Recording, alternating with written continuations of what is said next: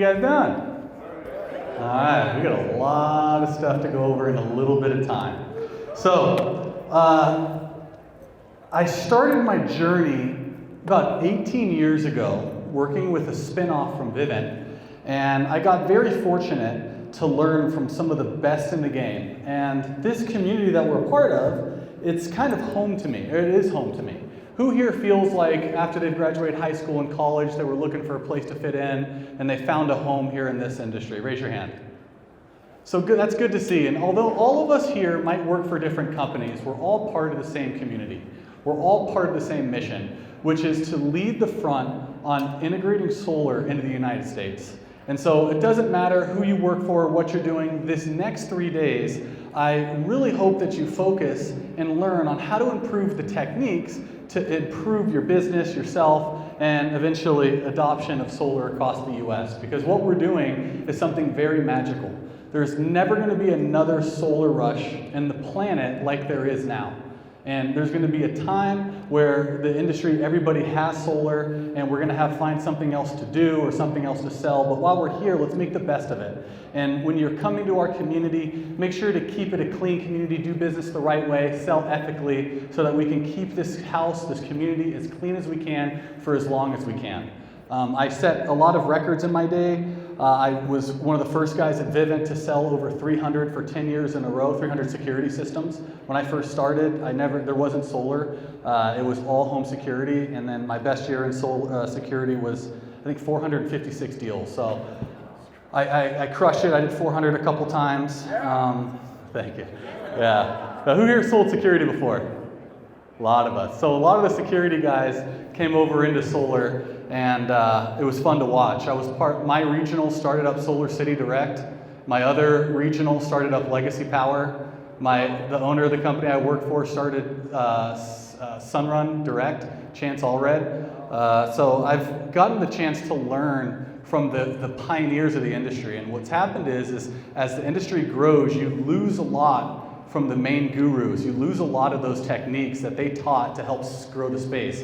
So what I'm here to do today is to share with you some of the techniques that's gotten me to survive over 18 years in a 100% commission job. And the techniques that I've learned has helped me create a great industry for myself, for my teams. When I transitioned to solar, I had a very good time. My first 6 months, I sold 80 deals and then built out my dealer program. The first year we did 300 accounts. The next year we did 2,300. And the third year we did 2,800. So installs. So yeah, I had a pretty good team. And so I found that there's a lot of good sales reps. And the transition from sales rep to manager to regional to owner is one that not a lot of people really know how to do, because what works as a sales rep doesn't work as a manager, because it's all different skills. And so today I'm going to show you what you can do to teach the foundations of a new rep or an experienced rep in your business to have them set up so they can scale. Because your goal isn't to be a setter forever. Your goal isn't to be a closer forever. Your goal is to grow as far and as wide as you can in the organization and impact as many lives as you can. And so with that, guys, I'm about to show you my life's work. And so I hope that you guys pay attention. This is something that I've done for my entire life. This is my only real job I've had. And I hope that you guys get some value from it. Okay? So excited to have you. Thank you guys all for being here, and I look forward to sharing with you over the next couple days, okay? So, if you're taking notes, this would be a really good time to write this one down. The key to getting reps bought into your program is you focus on these 3 categories: vision, mindset, and then techniques. If you go out of that order, your reps will attrit. And so what I'm going to do is I'm going to share with you my process on how to dial in somebody's vision, then get their mindset dialed in, and then really dive into their techniques. So if you're training people, that's what you focus on. And the work that I've done has been accumulated from hundreds of different managers, regionals from before me. So if you like my stuff, please take it, use it, implement it, and go out and crush and grow your organizations, okay? So the agenda for today, we're gonna go till about 5:36. Tomorrow, we start at 10 a.m. because we've got Goggins and the Sharks from 2 to 3. Who's excited for those guys, huh?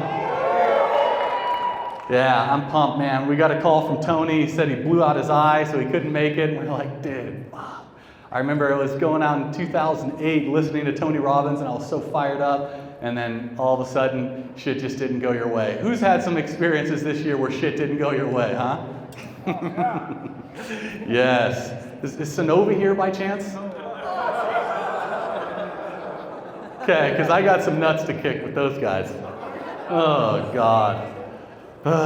We don't want to talk. We don't want to say the S word, all right? So while you're here learning, I encourage you to get active on social media and post what you learn, because when you post it, you get to take what I've taught you, articulate it in your mind, and then share it with your followers. So you get a chance to teach it twice. So if you want a cheat code on how to memorize something, take your notes, post it on social media, and share it. What that does is it provides value for your followers, for the people that are listening to you, because there's a lot of people out there who are not in solar that could be if you were more influential to them. And so a lot of my downline, a lot of my group has come from social media, and it's because I constantly give. So be sure to tag all of those, and then whoever tags the most, we're going to give them a free entrance to the Lord of the Doors competition that we've got coming up that we're announcing here tomorrow after the training. So who here has been a part of the Lord of the Doors? All right, there's been one person, two people, cool. For the guys that don't, this is the premier solar competition platform that I started 4 or 5 years ago with my buddy, and I've continued the tradition on from there. But we'll talk about that tomorrow. Okay, so vision. Vision. The power of vision in sales success. How a clear vision drives sales growth. Okay. What I'm going to do is I'm going to put the fill in the blanks, and then I want you guys to shout out what you think the answer is, okay? And the more you participate with this, the more participation you guys will get with your team. So this is going to be fun, involved. It's like selling. It's an engagement sport. So I'm going to have you guys engage with me.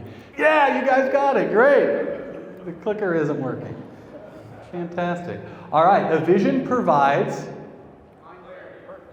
direction, motivation, and strategy.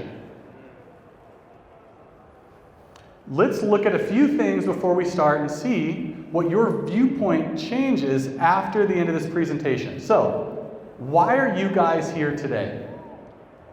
Anything that you get into, you really have to have a clear vision of why you're getting into it and what is important to get out of this event.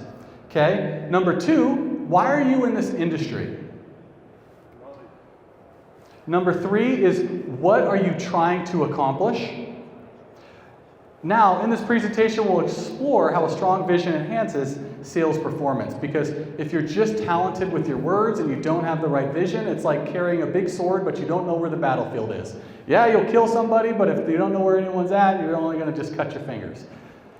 All right, so defining vision in sales. Vision is more than a goal. It is a guiding purpose. It defines where you want to go and how you will get there. Example, a company with a vision to revolutionize customer experience in the solar industry. That's a vision. Okay, well, let's take a minute and look at what your guiding purpose is for your company. How does knowing that define where you want to go and how you'll get there? The role of a vision in sales success, a clear vision aligns a team with a common purpose. The clearer the company's CEO vision is, all the way to the bottom, the more likely that company will hit that goal. And if you're aligned with it, that's how companies truly grow. When I was with Vivint, the best experience I remember was Todd Peterson came out to us in 2012 and said, our goal is to be the 313th largest company on the Forbes 500. And we knew that was what our target was, and we went after it. That was a $10 billion company. We had a clear target, and we went after it, and that's what it was. It keeps salespeople motivated during setbacks. It guides decision-making, ensuring that actions align with long-term goals. How vision impacts sales performance. Vision-driven salespeople are more persistent and resilient. Customers trust a salesperson with confidence and directions. Sales teams with a shared vision outperform those without one. So, steps to develop sales vision. Number 1, define your long-term sales goal. Your career. Do you want to be the best that this ever was? Are you here to make a bunch of money? Are you here to make a difference? Are you here to make an impact on this planet? Next, identify your ideal customers and market position. So recruits. We all know customers, south-facing roof, people, homeowners. We're talking about sales reps. Okay? Recruits that you want. What type of recruits do you want on your team? 2, align your vision with your company's mission. Number 3, communicate that vision clearly and consistently to your team. Key way to do this is posters, social media posts, talking about it in your correlations. Hey guys, here's the goal, this is what we need to do, yada, yada, yada. Continually discussing and building it. Communicating vision to sales team is keep the vision simple, clear, and inspiring. Okay? Use storytelling to make it relatable. Reinforce the vision through team meetings, trainings, and incentives.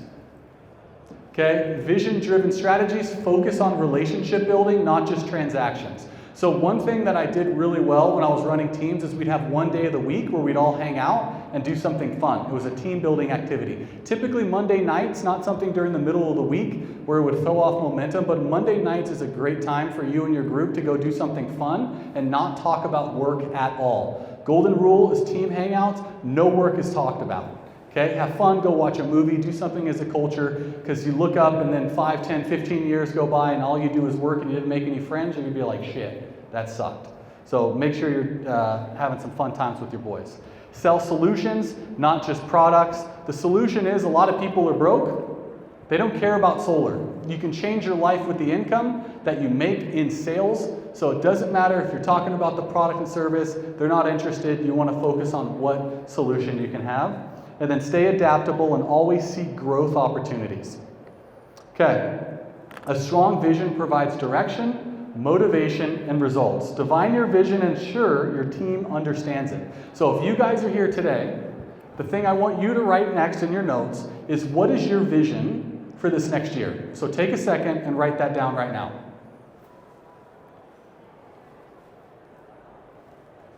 Take a second in your notes and write down what your vision for 2025 is. What does this look like for you? What are you trying to accomplish, and what are you trying to sell? Are you trying to be the top rep in the industry, top rep at your company? Are you trying to win a bunch of competitions? Are you trying to take care of your family? Are you trying to buy a house? What is your vision for this year? So take a minute and write this out. And if you see someone not doing it, nudge them and say, hey, get bought in. What is your vision for this year? Then what I want you to do is once you wrote that out, turn to somebody you don't know and share them with them what your vision is. Find someone you don't know, turn to them and share with them your vision. All right, and then I want 2 people to come up to the mic, and I want you to share and vocalize with the group what your goals are. 2 people who wants to share what their vision is this year, come to that mic right there. So there's a mic in the audience. All right, the 3 people that stood up, we're good. You guys come on over to the mic. Yep. All right, y'all, so it's very brief. I haven't been in the industry too long, but I've already been surrounded with some pretty damn great individuals that are obviously sitting right here. Amazing team I got. Shout out to everyone right here, the gentleman right here. Love you, boys. Thank you. I'll be brief. My main goal is just to get a place of my own, call it home, and to be able to provide for the people I love in my life, my parents, my future wife, and my dogs. Yeah. Yeah. Name's Hubert, with Legacy Power out in San Diego. Shout out to Legacy. So yeah, currently I'm an ADM in our office here in San Diego. Goal is to hit the DM metric by this quarter. As a squad, get 300 installs this year. We're on pace, so we want to smash that and keep going from there. Fuck yeah. A Soriano boy. Hi, I'm Sal. My goal for this year is very simple. We are dominating Florida in 5 major cities: Miami, Fort Lauderdale, West Palm, Orlando, and Tampa. We are representing solar and a few other verticals that we put together, like AI augmented security and also AI credit repair, tied together with the door knocking team and also an in-person networking team to Love it. Round of applause. The Sunshine State. I'm Rocky Starr. My vision for this year is to see our association fulfilled in Arizona, touch every solar account in Arizona, helping to create an ethical environment, and then also bring on 686 employees to do this in Arizona. Yes, very nice. So here's for training 101 leaders. If you're training a team, the skill set of leading isn't about you pushing motivation into them, it's about you pulling motivation out. So a great exercise is to get your team sitting in a circle and then just ask each one and everybody share and say, why are you here? Why are you doing this job? Who's counting on you? Who do you love that is important to you that you're trying to do good at this job for? So that's what that exercise does. We have to do it in a short amount of time, but if you really want to build a culture and you know why every single person on your team is doing it, a leader can then find out. So for example, he wanted to be the top guy in Florida. If he's losing, Sal, right? Sal's losing motivation, and he's like, dude, I don't think I can do it. I pull up a demographic of Florida and I say, hey, there's over 30 million people here. All you need is 1% of that to make your dreams and ambitions come true, and I know how to pull on his motivational heartstring. Instead of me screaming out, dude, you can freaking do it, let's go. No, you find out what's important to them and you pull it out. And so the key is knowing what's important to your reps and getting their vision and holding them accountable to that vision when times get tough. So keep that at the back of your notes. For the ones that didn't share, take a second, pick up your Instagram stories and take a picture of the stage and write on your vision for this year and your goals. Everybody pull out your phones. Right now, take a picture of the stage. And I want you to take a second and write out on Instagram your vision. Because what this is doing, this is the cheat code, guys, is you're visualizing it and then you vocalize it. The best ideas on planet Earth are buried in a graveyard. People who died have some of the best ideas in the world because they never shared them with somebody or the planet. So right now, this is a little sample of what you can do about sharing your vision with the world. Because it's hard for somebody to get up here and run a booth or run a whole event and share their message. So the easiest gradient to go simple is just share it on your Instagram story, what your vision is. And the right people will come to you and help you grow it. Like I remember when Doug, he came up with our whole core group of guys before he started Legacy, and he was like, look guys, I want to revolutionize the solar industry. I want to change the game. I want to become everybody in our company to become the best version of themselves and help one another in doing the same. That was his vision. And those 2 years, I was Legacy's top rep at the company, won this watch and then another Rolex before that because I bought into the vision. And he shared that with us and he continues to share it to today. So for you guys to have a team to buy into you, they need to know what your vision is. So share that on your Instagram story right now. Tag me, I'll repost it, all that stuff. Tag Authentic, tag SolarCon. But just start sharing what your vision of this is. Because guys, there's only probably 0.2% of the population that sells solar. And do you know how many people in this country are not paid enough, they don't have enough money, they're living in poverty? 20%. The only reason they don't know about solar is because we haven't gotten loud enough about it. If your numbers are down, you didn't make enough money, your overrides are going down, guess what? We're all there. The solution is get new people in. Find people who are working a dead-end job and change their life and teach them how to make their vision a reality. And that's why you're here this weekend, is because you have a vision. This last year kicked our ass, okay? This last year kicked everybody's ass. And that's part of the game. But if your vision's so strong, you can push through all of that and you find more people to help you bring that to reality. So the best way to help and trust that vision is with the process that my coach works with me on consistently. Who's ever had a visualization process ran on them before? Raise your hand. Cool. Well, I'm going to bring up Ben Skimper here, and he is probably one of the best to ever do it. He was professionally trained by Tony Robbins, so you guys are in for a treat. I told him, hey, can you help these guys get this vision clear? He's like, all right, I got you. So I'm going to turn the mic over to Ben. He's got a 5-minute little process for us, and he's going to absolutely rip it. So give him some encouragement.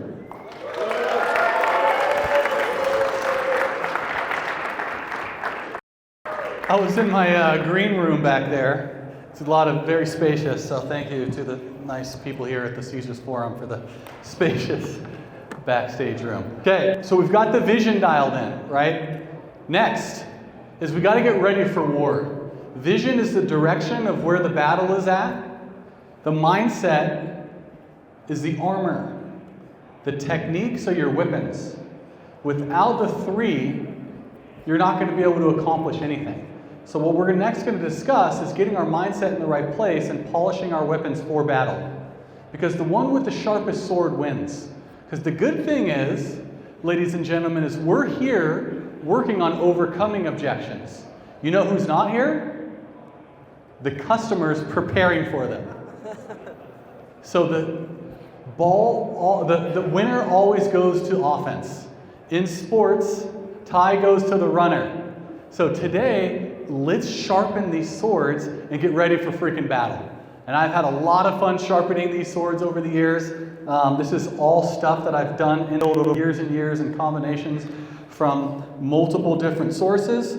And we are going to switch the slides now to that. Now, by show of hands, who enjoyed that visualization practice you guys did with Ben? That's something that you guys can practice with your teams on a monthly basis, something like that, really to get the culture. Because that's what culture is discussing where we're going and how to get our minds in the right place. Okay? So remember, if you guys are posting or taking notes, the best one's going to get a free entrance to this competition. I've got some hitters lined up. What's up, John? How you doing, bro? That's my lawyer back there. All right, so objections. I'm going to go over a couple of these ways. I have my talk tracks lined up, but I want to lay some foundations behind it. To know what an objection is to first define it. A reason or argument offered in disagreement, opposition, refusal, or disapproval. That's an objection. When do you get them? In the set and in the close. Setting objections. At the beginning of your presentation, when you cold call someone, or you're knocking on their door, these objections at the beginning of your process are typically going to be referred to as smokescreen objections. Raise your hand if you know what a smokescreen is. Okay, good. These are objections are just trying to get you off the doorstep. Now, who here knocks in a saturated market? Who here's like, oh shit, you're the 15th motherfucker here? Okay, I love that turf. I love it. And I'm going to show you guys the sickest way to crush that type of turf and be able to break through any of the noise.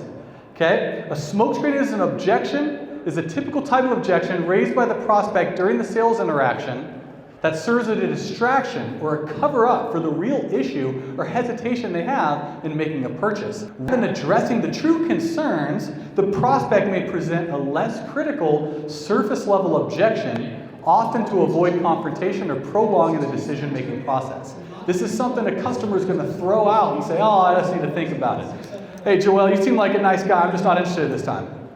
Dude, I totally get why you wouldn't be interested, but I like that suit. You want to go outside? Thank you. Give this man a round of applause, Joel. He's competed in a couple Lord of the Doors comps.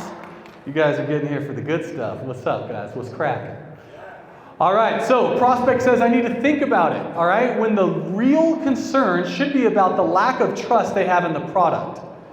One of my favorite examples is would they tell you, if it was your mom, would they tell you they need to think about it? No, they typically give you the objection right off the bat. So that's one of the favorite ones. A smokescreen requires a person to skillfully probe and uncover the actual concern behind the objection. So, the key to dealing with this at the beginning of your process, and you guys probably already know it, but it's important to put the formula and reteach this because there are people that you're training, you need to teach them this. So for any point in the next couple of days, just remember, if this is something that you already know, write it down because I want you to now think of it as how do I teach it so you teach it to your people. Okay? So you're going to be either students or teachers here. Take my teachings and use it. Okay? Completely agree. Hey, I totally understand. That's actually why I'm here. I'm with you on that. Okay? Someone throw out an objection. Someone yell it out. I want to hear it. Too expensive? Yep, that's actually why we're here. We're here with a program for people that say it's too expensive, so don't worry. Okay, give me another one.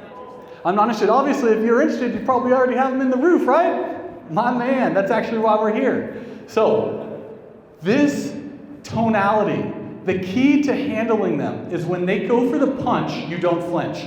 Who's seen that video of Kobe Bryant and what's his name jerks the ball right in his face? You seen that? That's how objections are. You know the ball's going to hit you in the face, don't flinch.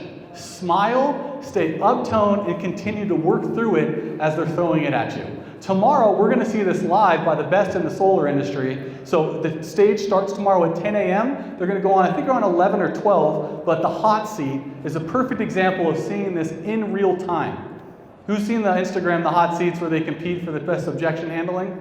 Okay, if you haven't, watch it. It's sick as hell.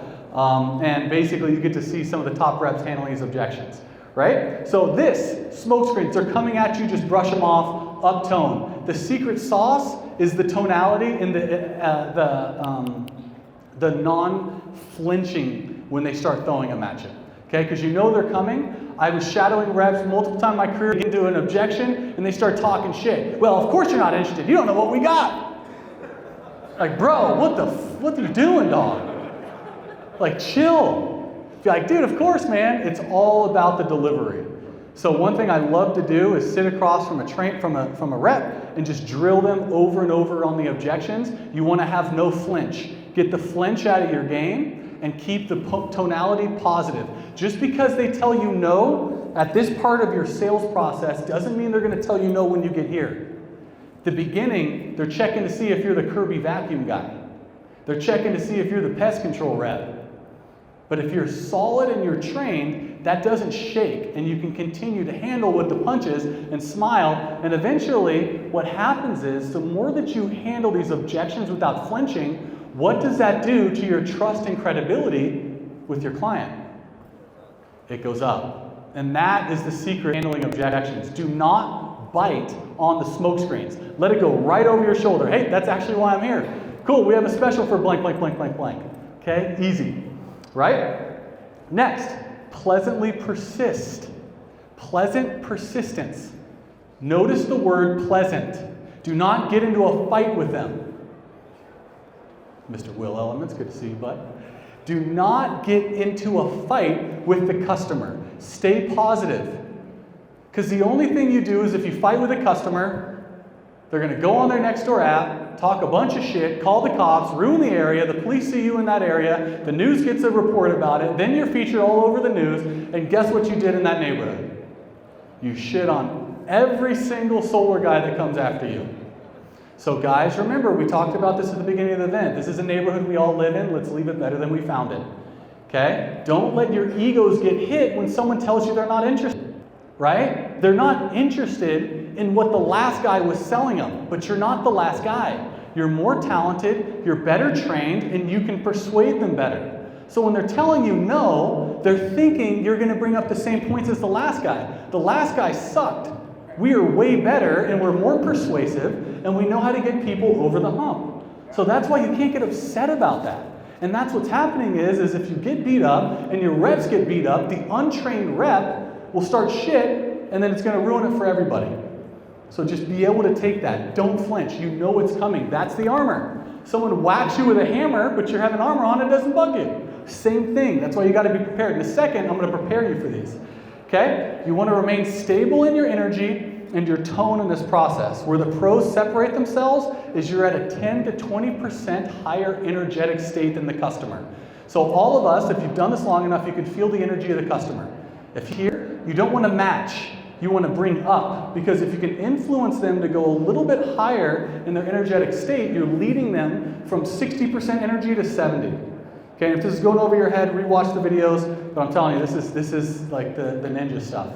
So you get that percentage at it, 10 to 20% higher. So if they're like, what the fuck are you doing? You're like, hey man, sorry to bug you, I'll just be super quick. 10 to 20%. Okay, you don't say, no, what the fuck, guess what I'm doing, bitch? No. But you'd be surprised. You'd be surprised. You'd be very surprised. Okay? Your ego is not your amigo. Next, rule of thumb. When handling any objection in the set, you typically want to roll over them. Unless they come up 2 or 3 times, then you want to address. At the back of your mind, you've got a clicker.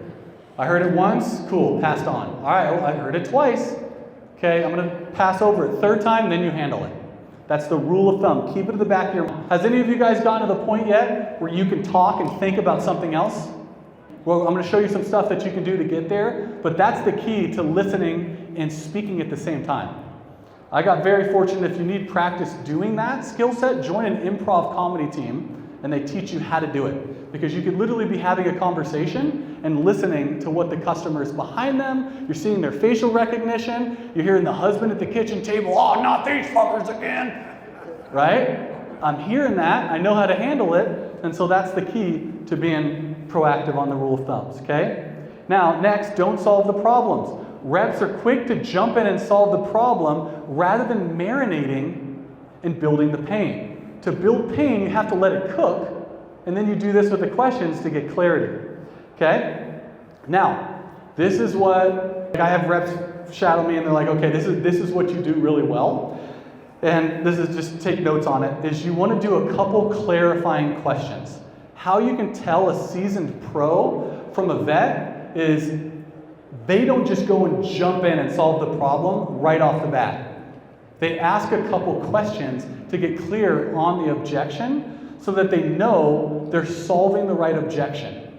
Because what ends up happening is if they throw a smoke screen at you, and then you handle the smoke screen, you've created another problem that you didn't need to do, and then you dug yourself in a huge ditch. So, next time you guys are on the doors or you're on the phone, remember this talk and just ask 3 to 5 questions. What do you mean by that? Oh, explain. And I'll show you guys here in a live example so that you guys can get a taste of it. Okay? Someone give me an example. Throw an objection at me. This is the 3rd time I've heard this, so now I want to address it. Okay? Someone throw an objection. You don't want solar? Okay, so I heard you say that a couple times. What exactly makes you hate solar? Finance. So you know about financing? How do you know about financing? So you've looked at quotes. Okay, well, I mean, if you don't mind me asking, what was the main reason why you looked at quotes? Okay, why is saving money important to you? Inflation? Okay, so why is inflation a bad thing? Got it. So you're saying the utility company keeps raising your rates? Okay, and so your solution to that was look into solar so it didn't? Okay, and what was the main reason why you didn't go with the last guy? Got it. So you were looking at the total cost over the next 25 years rather than the monthly. Okay, well, if the numbers make a little more sense, would you have gone forward with it? Maybe? Okay, because have you looked at the comparison between option A, where you continue where you're at, or option B, where you actually take out a payment rather than going and spending a huge chunk of money up front? Oh, so you've looked at that?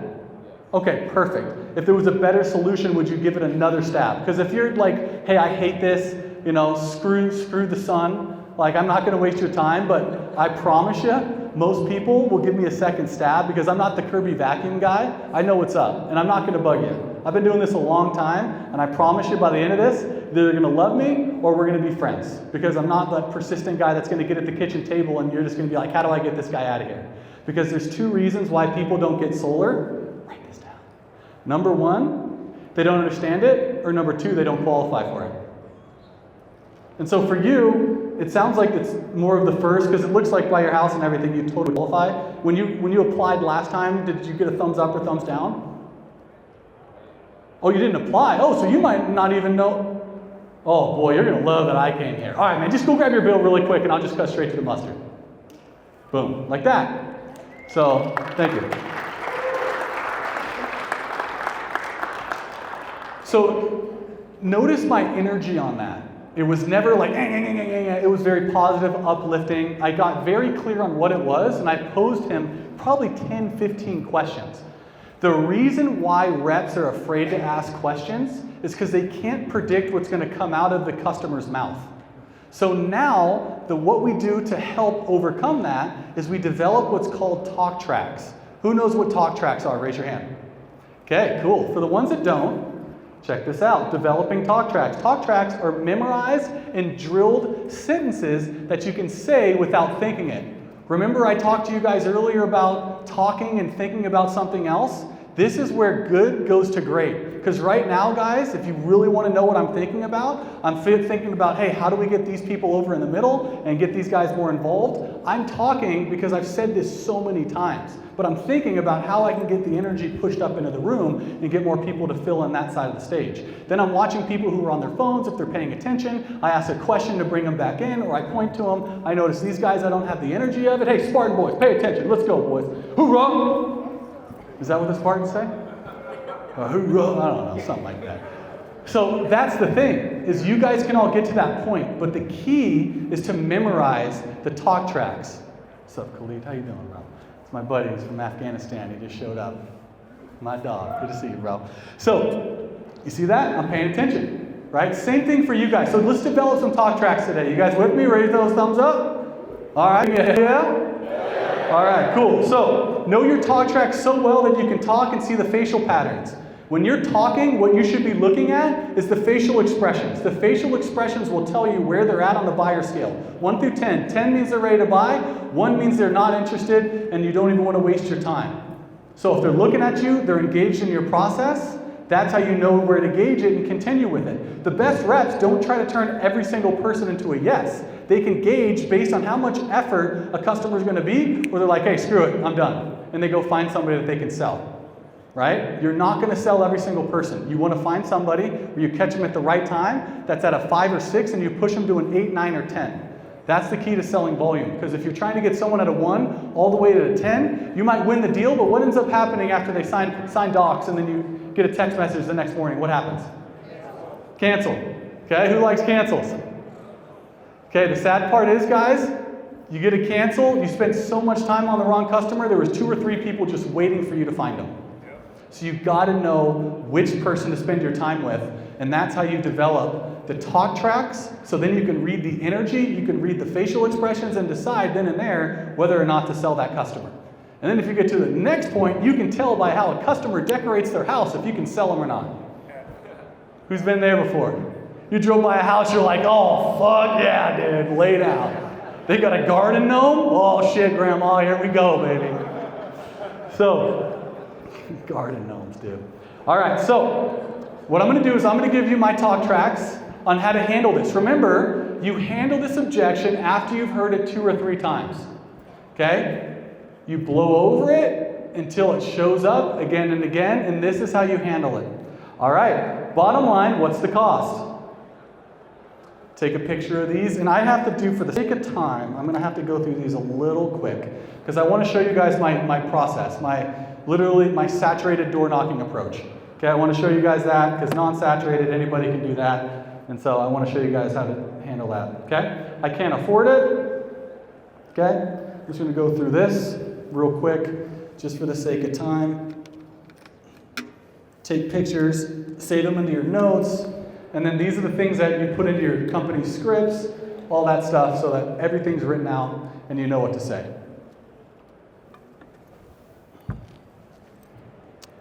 Okay.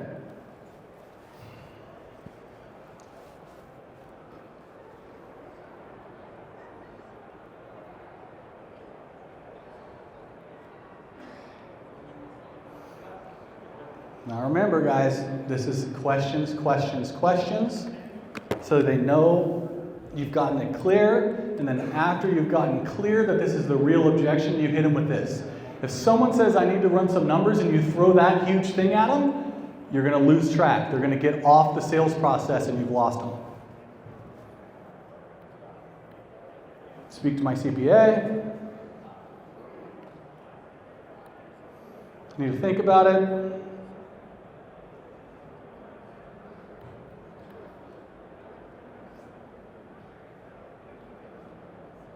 Too busy.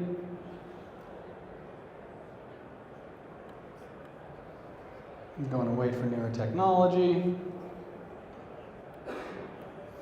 Not making any decisions today. Here's a key with that, guys. When they say they're not making any decisions today, that's at this process. They want you to, they think you're trying to get them to say yes or no. This is the entire sales process from this side of the stage to the end. What's happening is most reps can't make it past this part, and if they could get all the way down there, they have more information to make a decision. So if they tell you they're not making a decision today, do not lose hope. So many guys get hit with that right off the bat and they're like, oh shit, there's no point. And then their demeanor goes down. Their energy goes down. They stop pushing hard to get that guy to buy a deal. That's the worst thing you can do. Okay? My electric bill is too small.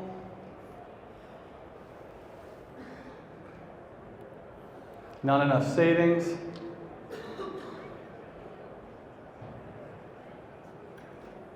Panels won't produce 100% of the electricity bill. Solar is a scam. Yeah, my favorite Luke Ward got me this when they're just hating on solar. Hit them with, what do you hate about solar? I just got to mark it down on my notes here. What's the main reason why you hate this? Because then when you hit them with that, it's a psychology thing. Well, I don't hate solar. They start backtracking and then you got them. Right? It's a psychology thing. All right, I've already looked into solar. We're moving.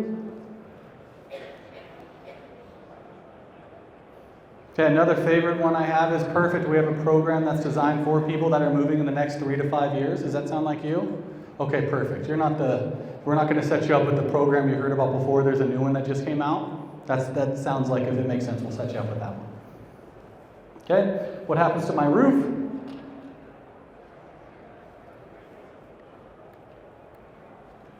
Everything makes sense, but we're going to hold off right now. If you're at that point, then you need to think back on how many points of pain you've built in your process. So a point of pain is like logical statements that you've brought up that the customer agrees with. And so if you're hearing this, go back 2 steps in your process and then start reselling them on the value adds of what solar does. Hey, what was the main reason why you selected your utility company? Okay, when they raised the rates, did you sign off on that approval? Okay, cool. With the recent wildfires that had in California, did you accept paying for all those fees that they're incurring because of that? No? Okay, did you see this news article that happened? Yeah, it's a lot. Okay, next. All right, you guys with me on that? Was that good stuff? You got anyone got to go back? Okay. All right, I wanted to save a little more time for this because I feel that what's happening in solar is the marketplace is getting super saturated and guys are having a harder time getting to the kitchen table. Because when you get to the kitchen table, solar sells itself. Like closing's pretty free. You're competing against a bill that's going to go up 20 to 30% against inflation. Like the product at the table is so easy to sell. I found that the hardest part, and that's the least trained about, is the set. Because if you can get to more kitchen tables, the product's going to sell itself. But the issue is, the Omni boys are here. What's up, Coltrane? So, this part of this process, remember the stage, beginning of your process, that process is the close. Right here is where most reps spend the most amount of time. Why is because there's been so many people knocking, and there's so many people saying similar presentations, and reps don't know how to get around it. Who's had that experience before? Right? You knock on the door, they're screaming, "Is this solar?" Yeah, you had that before? Good. You ever had a gun pulled on you? Yeah? Oh, not these motherfuckers. Yep. So, I'm going to show you guys how to do this. This is one of my favorite things. I was a wizard to that. This is the 7 steps. Take a picture of it, and I'm going to break down each individual one, and I'm actually show you guys how to do it too as well. Remember, this stuff is the techniques. This is the sword. If you don't have your armor on and you're not in the battlefield, you're going to be swinging a nice sword, and you're eventually going to cut your leg off. Right? And you're going to be playing by yourself. You got to know where the battlefield is, and you got to have the right armor on. Right, so that's the 7 steps. Introduction is the most effective introduction I have, is having the customer's names readily available to build credibility than knocking on the door. Okay? So if you do not have a knocking app, I love RevCard, I love SalesRabbit. Those are really good apps that you can use. Do not knock on the door if you don't have the customer's name. The market's too hard and it's too saturated. Do not do yourself a disservice for something as cheap as $50 a month, $600-$700 a year. It's not worth it. I go to every door ready with the information. Okay? So what that does is it breaks their preoccupation and you find common ground between the person. When they hear their name, what that does is it buys you another 10 seconds to continue on your process. And what that does is it builds trust and credibility so they know you're at the right spot. So what I'll do is I'll come to the door, I'll have my iPad out, and then I'll have my slicks with me, and then basically I'm going to be there because there's a big problem going on in the neighborhood, right? And I'm going to show you how this works. The introduction have dialed in. So I hit him with the name. Hey, you're Mr. Johnson, right?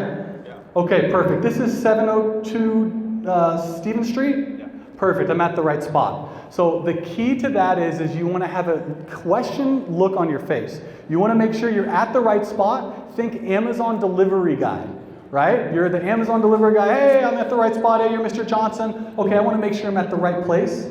And that's the intro every single time. It confuses them because every sales rep's, hey, I'm Danny with Solar Solutions. What's going on? Boom, get the fuck out of here. Right? Okay, so the thing is when you come with the name, you make sure you're at the right spot, you make the process tailored to them. So now they're confused. They're like, what's going on? At the beginning, you want to hook them. And so that right there is the important part, is the hook. There we go. Is the hook. Attention grabber.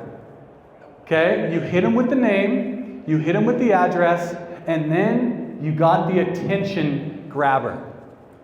Okay? This is something when you leave, you implement tomorrow into your process, it will you will blow your minds on how many people will listen to you further. Right? So what you want to do is you want to have a problem that you're there to solve. In security, we were there because of the phone lines. Right? What's the problem in solar? It's a recent article from that city or state that a news place came out with talking about the rates going up. The problem we solve in solar is inflation. We solve bills going up. So the thing is they might not believe their bill's gone up. So the key is you have an article from Times Magazine or the local Gazette, and you hand it to them and say, here's why we're here. Did you hear what happened? Right now, this time and age, people eat up news stories like crazy. You know why? This thing. You know what goes viral? Problems and drama. So, why not tap into the human psyche? We need to hit them with the problem so they realize it's a huge issue. Who here truly believes your customer will be better off with solar than continuing to stay with the utility company? Perfect. But they don't believe it because they don't see a problem. If they saw the problem, they'd have already gotten it. So the key is you can tell them all day about the problem, but they don't believe you. So you buy into third-party confirmation with an article. So what I do is I hand them a news article from a local media that talks about the rates going up. Okay? How easy is that? Go Google rates going up in the city that you're selling in. Okay? Everybody has it. It's a big thing. So that's the problem that you're there to solve. You're not there to sell them solar because the thing is so many reps go in to sell solar, which is a product. We have talked about the problem the product solves. And then you wonder why they're not interested. Nobody wants solar, guys. It's freaking glass on their roof. What they want is a solution to their problem, which is their electricity bill. When you understand that concept, you can start selling and stop telling. Write that down. Okay? You understand that's the problem. So you hit them with the problem first. People always go into product and then benefits. You want to hit them with the problem and the solution. Okay? So the attention grabber, have it laminated and hand it to them. Okay? If they ever knocked on a door and they don't want to come out and they're talking to you to the door, who's had that happen before? Hey, we're here just because of what you got in the mail. Did you see this? No, I just got to show you what happened. Okay? And I'll do a demo for you here in a second so you guys can see it. But this is the key to getting people out of the house. This is the key to getting them engaged. And this is a way to tell if this is worth your time to go through your process. Because I sell solar in California, and it's one of the most saturated markets of all time. And I love it because everybody warms the neighborhoods up for me. What are you doing? there's a few different ways of what your process can go through. It's the redirection program, the buyback program if net metering is still one-to-one, or a new utility company that's competing with the existing one, PPAs. Okay, if you're selling in a PPA product, you can say, hey, we're just here because there's a new utility company competing with your current one, and they're looking to get a couple business. They're getting a little business out here. So the deal is if they let you put their panels on the roof, they're going to sell you power cheaper than you get it currently from the utility company. Okay? So there's a couple ways of doing it. Why you're doing it, and this is what you want to explain. The reason why we're doing it is because of the rising cost of electricity, ownership of power, then renting it. You guys all have your own reasons why you're doing it too. I'm going to give you a couple more as well. This is all stuff that you probably are already doing, but the key is to just set it up in this order so you get further along in your process, right? And then you want to explain what's in it for them, but the key, and this is where the amateurs blow it, is they get too excited on telling them what they get with solar. Okay? And what does that get at the end of your process after you get done talking? It's great, it's not going to be any money down, and it's going to be less than your bill, it's 50%. And then when they get to the end of that, what do they say? Too good to be true, it's a scam. All right, well, thank you, I'll think about it. How do you avoid this? Is the tonality in which you explain the benefits. Okay, tonality is how the energy comes out of your body and the words out of your mouth.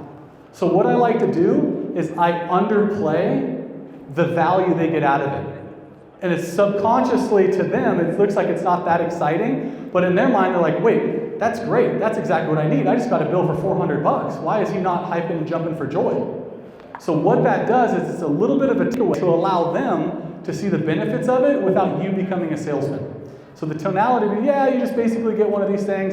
It's cool, it's a new program, we're zero money down, and a lot of the people out here have been looking into it just because their bills are going up, and people don't know with what company to go with because a lot of the big upfront expenses are too hard.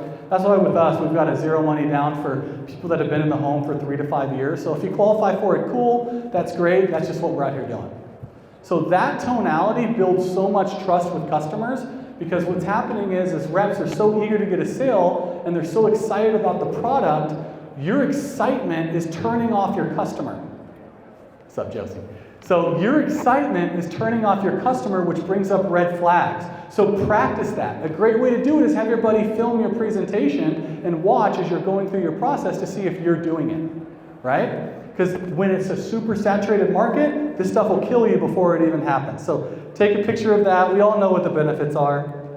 Okay? This is the real secret to my sauce, is I spend more time talking about what my company gets out of the deal than they get.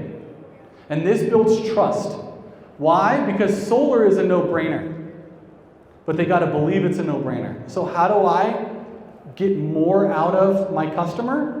And to get them to believe it, is I explain all the benefits our companies get out of it. And every single thing up there is true, but we don't talk about it.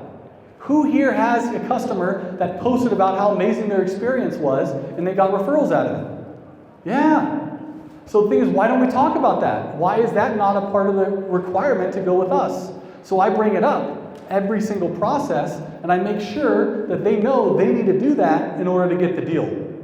And that's not what the other guy did. The other guy's like, buy. I'm like, hey, if you're a good fit, here's what we need out of you. I want to make sure you tell your friends and family about it, because people buy what their neighbors and friends have. So if you're one of the people that you like something, you'll tell your friends about it. This seems like it's a good deal.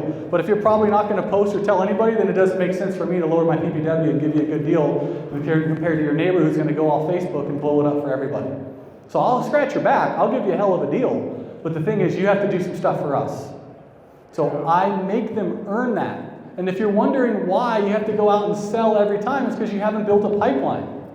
You don't need to spend money on ads. If you take care of your customers and you sell them the right way, they will get you more deals than anybody. You take care of them, you check in on them, you make sure they have a good experience. Hey, how's everything going? How'd the site survey go? Check in with your clients, or pay somebody to check in on them. Give them a good experience, and if they have a good experience, they'll tell other people how to do it. Okay, everybody wants referrals without putting in the work. You got to put in the work. It's a second sale. So that's why the second sale happens in your sales process. So make sure that throughout your process, you're planting seeds of referrals. So when I get to the end of the table, cool, do you mind grabbing a pen and paper? Let's go through and find those people that you think would be a good fit for us. Remember, they got to own their home, they got to pay an electricity bill, and they got to be pretty cool. And if they're not cool, I don't want to deal with them. And if you got a Karen, I'm not interested. Okay, there you go. We got some Karen haters in here. All right. Okay, so next is the name list. Name list is a piece of paper that you write out every single person in the neighborhood that has solar.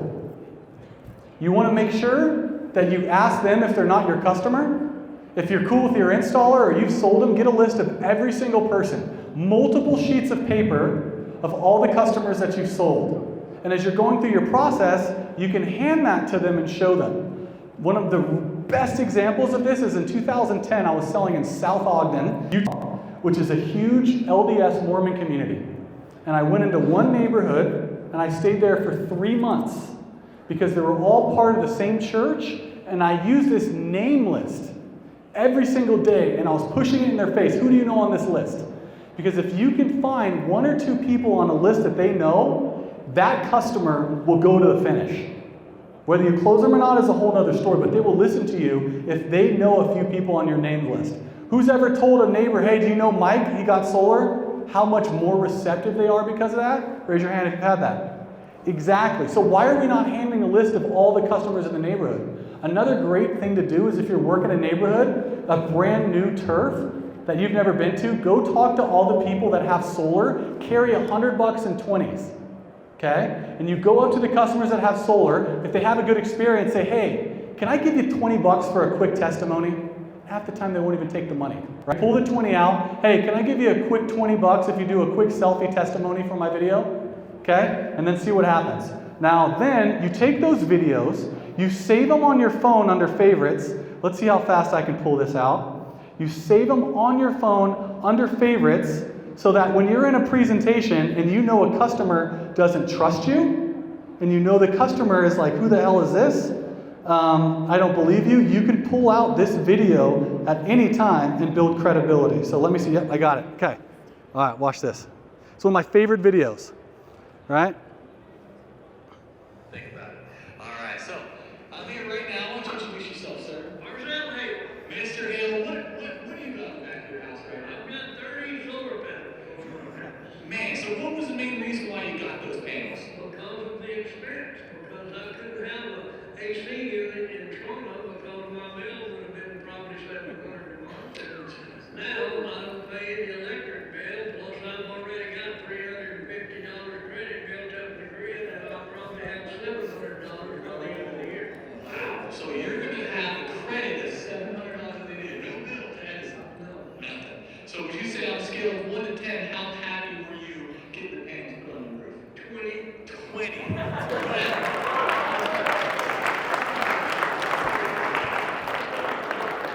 So, guess how much money I made off of that video? It was my first $50,000 check in solar from that guy. Guess how much commission I made on his deal? Nothing. He didn't get solar with me. He got $20.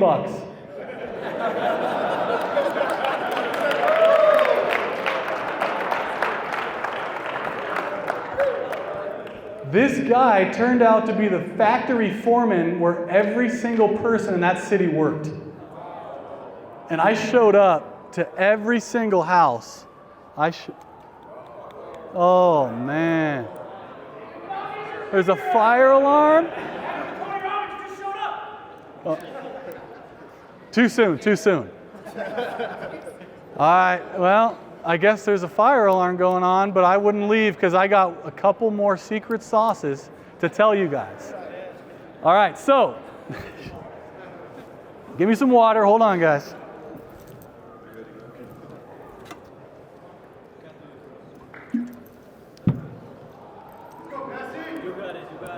Testing.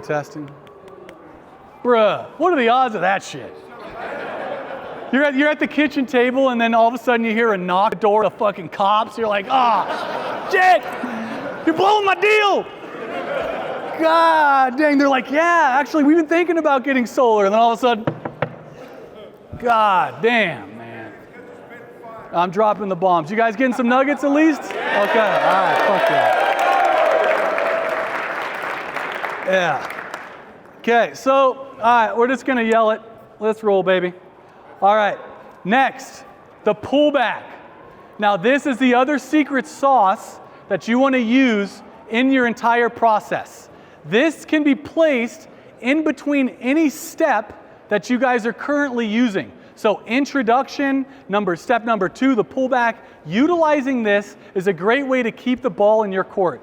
I've given you guys a couple of my favorite pullbacks, but this is a great way for you to keep in control of the product. So the cool part is if a customer's like, hey, I need to think about it, you also throw in, hey, I'm not even sure we can do this for you.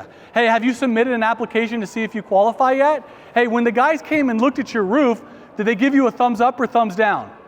And then they're like, they never came. I'm like, well, what do you mean? No one came up there and at least checked? You don't have a friend that works for the utility company, right? Like, they wouldn't get upset if you left and went to a different provider, would they? So the facial expressions. So these are all little pullbacks that you can use to keep it in your court, okay? So we've got that. Okay. People typically usually seem preoccupied to go into your initial presentation. So the key is to be very clear and make eye contact with explaining each part. Next time, if you're talking to a customer, see how often they make eye contact with you. The more likely they're making eye contact, the better. If you're not making eye contact, they're not tracking with you and they're probably thinking about something else. You can pull the customer's attention back by making eye contact with you. Notice what I'm doing right now. I'm looking around at everybody, making eye contact, pulling them back into my energy. The process is so hard. Why sales are difficult is because people lose attention like effing crazy. Why? TikTok. Girls are laughing. TikTok is the killer of people's attention span. So the game is about maintaining the customer's attention all the way to the end of the process. Because you might have them here, but they lost their attention and you can't get to the close. So how do you pull them back? You ask them a question. You do a pullback. Hey, are you the type of person, if you like something, you'll tell your neighbors about it? Okay, good. Now, because we're going to be spending a lot of money. We're going to pay the crews. They're going to put the stuff on the roof. There's literally zero money out of your pocket. So we want to make sure if we're going to be investing in you, you're serious about going forward with this. Because the last thing I'd like to do is do all the paperwork, schedule my guy to come out. He's driving all the way up here from 3 towns over, and he's going to spend all this money on gas, and then I get a text message to say you changed your mind. So before we do this, I really want to make sure you feel good about it. Okay? Promise me, because I don't want to have him spill that money, drive all that money for gas, because guess what? If he shows up and you cancel, who's paying for his gas prices? Yeah, so you seem like a nice guy, and you can tell me no. But I just want to make sure if we go forward with this, you're all in. Perfect.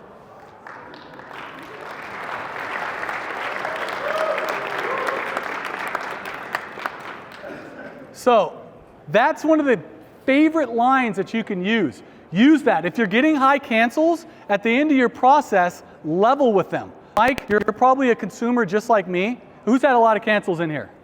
Right? And if you didn't raise your hand, you're freaking lying. So the reason is because you left and they had some secret thing that they didn't want to bring up to you.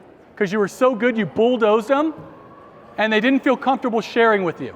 So this is the come to Jesus moment. The tonality drops. You're a human, you're there to serve, and you want them to feel safe to share with you.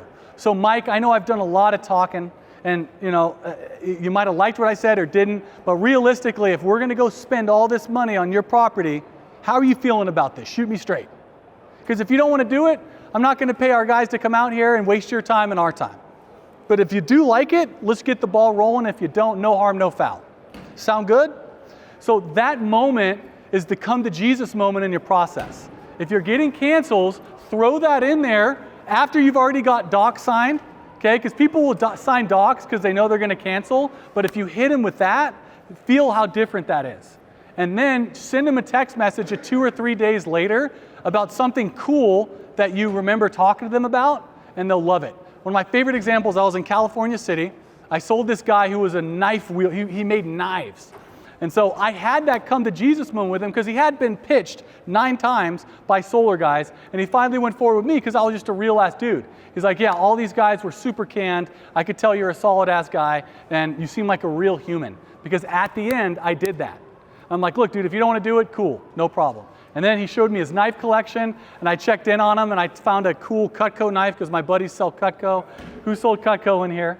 Yep. So I'm like, dude, check this out. I'm getting you a Cutco knife after install. After install. And so then I showed him that. He's like, awesome, I've always wanted a Cutco knife. We had some common ground, and he knew I was a real ass person. And so those are those moments because, guys, even though we can have all these techniques, we're just people serving people. And what's cool is some of these people you sell can end up being amazing friends of yours for life. And not only that, but you can drive around the neighborhoods and be like, I set that guy up, I set that guy up, I set that guy up for the next 20 or 30 years. And that's why it's like you don't need to like be lying and deceptions in your sales process because you can feel good about what you're doing if you have the right techniques. So these techniques definitely help. Okay, so you got the pullback, okay? Now, pull back and then transition into getting the info. So after you've done a couple, you've pulled it back, you're in control of the process. Now, okay, does all that make sense? That's a great question that you can ask to get them to open up. And this is where they're gonna throw objections at you. This is where they're gonna have concerns. The key is not to get mad at them or be a smart ass. Nurture these objections so you can work through, okay? How do you normally receive your bill every month? Paper or online? Perfect. Do you mind grabbing that for me real quick? And if they're like hesitant, hey, perfect. Do you mind grabbing that? I got to check the meter on the side of the house real quick. I'll meet you back here in 60 seconds. Go. And I just start going. Okay? Just start taking right off because they want to be led. You have to lead them through this process. Okay? And if they won't give you the bill, pull them to the meter at the side of the house. Okay, let me just show you really quick what I'm looking at. And so then I'll show them the meter and the numbers, and I say, hey, do you know how much of that you use a month? They're like, no. What? Yeah, the bill tells me. Because if you don't know, then I got to get the bill. You mind grabbing it for me really quick? Cheat code.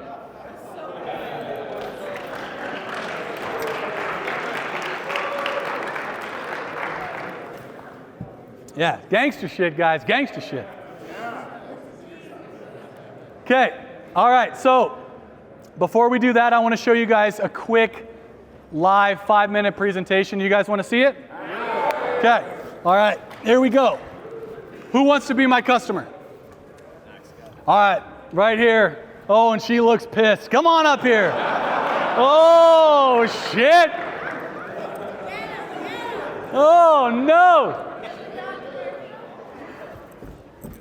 All right, she got it. Give her a round of applause. All right. So come here to this. Oh, it's not working. Shit. All right. So stand right there in front of the light. I want you just to rip. Give me just hammer my ass. All right. Okay. All right. Here we go. Give me some encouragement, ladies and gentlemen. Let's go. Okay. Ding dong. Can I help you? Yeah, you must be Karen. Yeah, so what do you need? Oh, cool. I just want to make sure I'm at the right spot. This is 7812 Johnson Street. Can I help you with something? Yeah, I just want to make sure I'm at the right place. You probably heard what happened, right? About what? You didn't hear what happened? No. Oh my gosh, yeah, that's why we're here. But this is 47 Johnson Street, right? Okay, perfect. The reason why we're here, you probably got this in the mail. There was a notice sent out by XYZ Utility Company. I'm like in a meeting right now. I'm busy. Is it a meeting about this? Because this is No, insane. Like I'm on a Zoom meeting. You're on a Zoom meeting? Perfect. Well, I'll cut straight to the chase because this is a big ordeal. I'm not sure if you approved the sign off on this. Did the utility company call you and tell you about it? Got it. So you're basically, your payments are probably coming out automatic every month? For my electricity? Yeah, your electricity. Yeah, so that's what's happening. So basically what this is there's a notice because what's happening is in this market. What'd you say? Yeah, Yeah, hey, we'll be right back. There's a handsome Dan's at the door. So, okay. I mean, I tell you, if this wasn't important, ma'am, I wouldn't bug you, but they sent you this in the mail. We didn't hear anything back. There's a big issue. And so what's happening is right now, our utility company doesn't produce enough power here. So we have to import it from Canada or import it from, wherever, depending on your market is, you import it. Okay. Yeah, so for example, I would switch it up to be like, yeah, so Texas is getting a lot of power from Oklahoma Depending, I would look it up to make sure it's true. I'm not making stuff up, but for the sake of it, let's just say it does, right? And so right now, California is buying a lot of power from out of state, and they're importing it in here, and it's charging an arm and a leg. You know how like gasoline in Texas is $2? Here in California, it's $4. Same thing's happening with power. So because of this rate going up, they're passing on all these surcharges to the clients. And what my job is I'm coming out here looking for homes that might qualify, that have a really nice roof to generate their power on Sounds site. interesting, but can you come back later? Like Absolutely, like an I'll hour swing or back something? in an hour. And so the thing is, with these panels, what we're doing is we're gonna be able to generate the power on site rather than you buying it from out of state. Because right now, if you don't, do you remember roughly how much you were paying per month for your power? Like 250. $250 a month? Dang, what do you got going on in there? Are you like a Zoom queen or something? Got it, okay, so you're... It's my hair dryer. That, I was gonna say. So that's the thing, with a price at that high, about half of your power is in fees and distribution charges. And so what we're doing is, for the customers that qualify, we can cut out the distribution charges so you don't have to pay to get your power from out of state to here. So my job is I have to be really selective, because obviously if we can save you $1 or $2, anybody's gonna wanna do it, but we have to make sure we pick the right houses. And so my job... I had solar on my last house and it was not good. Yeah, so you probably bought the wrong... I'm getting a bill and I'm getting a solar payment, so... Got it. So if you were sold again, you probably wouldn't want the double bill program, right?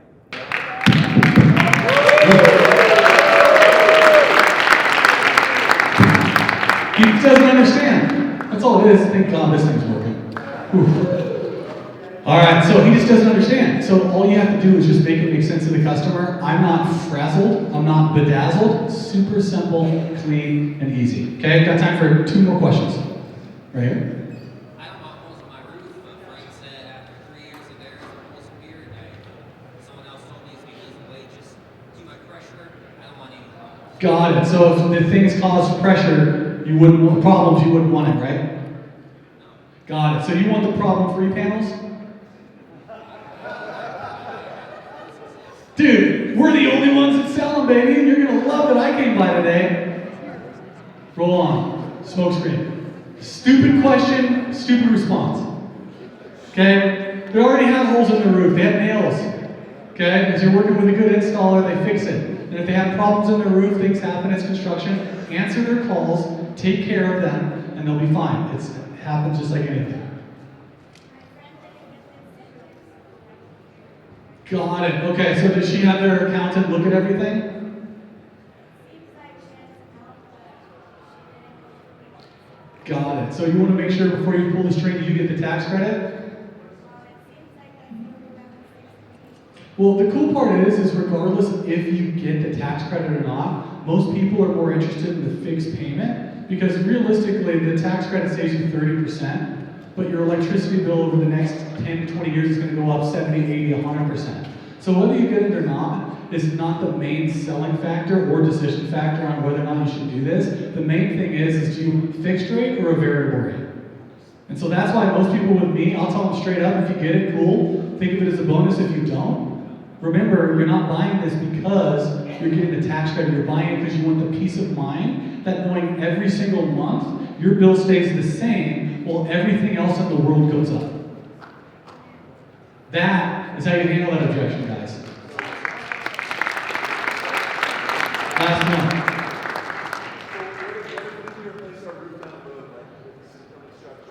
So make sure you know what your installer does and how their roof policy works.